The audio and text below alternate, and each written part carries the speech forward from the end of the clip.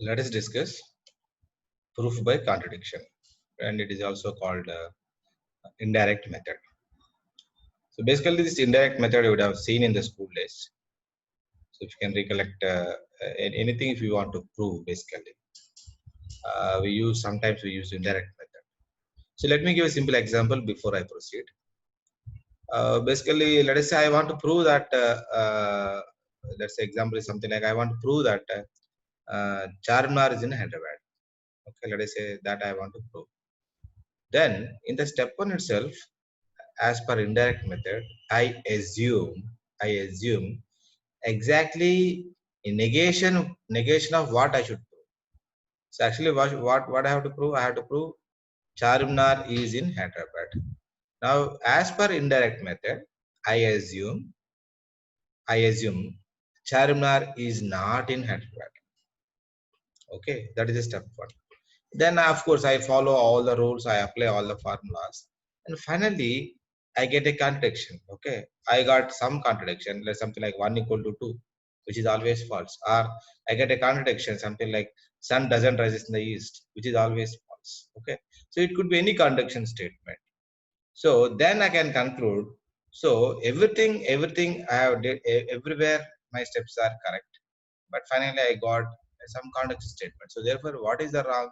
My assumption is wrong. So I assumed in the beginning, Charminar is not in Hyderabad. That is wrong.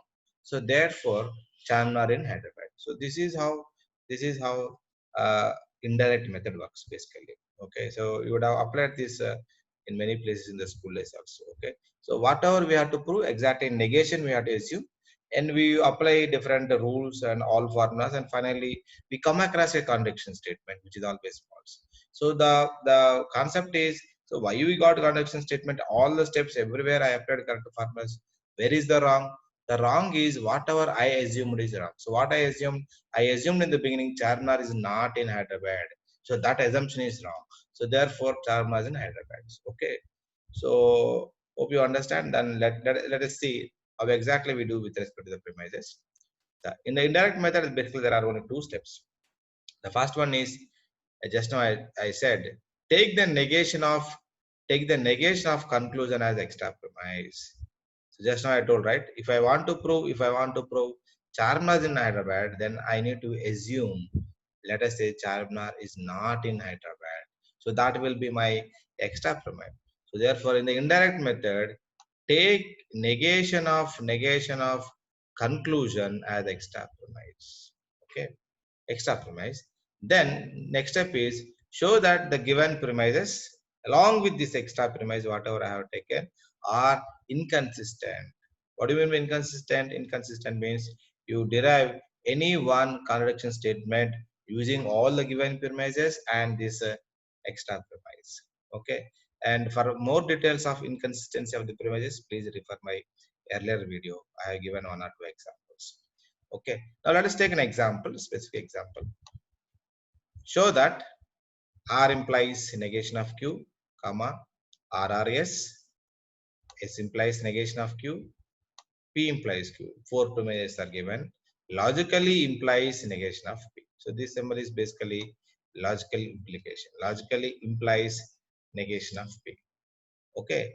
Now, if I want to follow direct method, then it's a different thing. Use all these four. Apply all inference rules, all 9 inference rules or 21 logical equivalences, and derive negation of P. That is direct method. But here the discussion is about the indirect method. So how I prove this using indirect method means, so as per the indirect method, step one is you take negation of conclusion as extra premise. What is the conclusion given to us? The conclusion is negation of P, right? So negation of conclusion, we have to take it as extra premise. So therefore, negation of negation P is my extra premise. Of course, we know that as per law of double negation of negation P is P. Okay. Now P is my premise, extra premise, and the given premises are 4. 1, 2, 3, and 4. So use all these 5 and finally show that they are inconsistent. What do you mean by showing inconsistent? We need to prove that we need to derive at least one contradiction statement of the form R and negation of R, where R is any formula. Okay, so I am showing one way. So here in the step 1, I have taken P implies Q premise. So P implies Q is here. Please see. P implies Q is here. Okay. Yeah, P implies Q is here. So I have taken P implies Q and the extra premise P. And of course, as per modus ponens, right? We know P implies Q P. Therefore, we can always argue Q. Okay. So in the step 1, I got conclusion as a Q. Okay. This is as per modus ponens. And the step 2, I have taken the premise S implies negation of Q. Okay. S implies negation of Q is here. This is one of the premise given. And just now we got a conclusion Q. I have taken Q. And this is which rule? S implies negation of Q. Q. Therefore, negation of S is valid. Which inference rule it is? It is law of modus tollens, right? So as per law of modus tollens, I can argue negation of S. Then in the step 3, RRS premise is taken. So RRS is here. So I have taken RRS.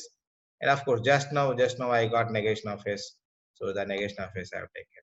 And you know which role it is? It is law of disjunctive syllogism. Law of disjunctive syllogism, I can argue R is valid. As per law of disjunctive syllogism, I can argue R is valid. Now in the next step, R implies negation of Q is taken, which is premise 1. And just now we derived R as a conclusion. So therefore I have taken R. So as per modus ponens, we can always argue negation of Q is valid. Okay. Now this is modus ponens, right? P implies Q, P therefore Q. So here R implies negation of Q, R therefore negation of Q. Now see in the last step, there is a premise, there is a conclusion Q here. Observe carefully. The step 1 we got a conclusion Q, and in the step 4 we got a negation Q.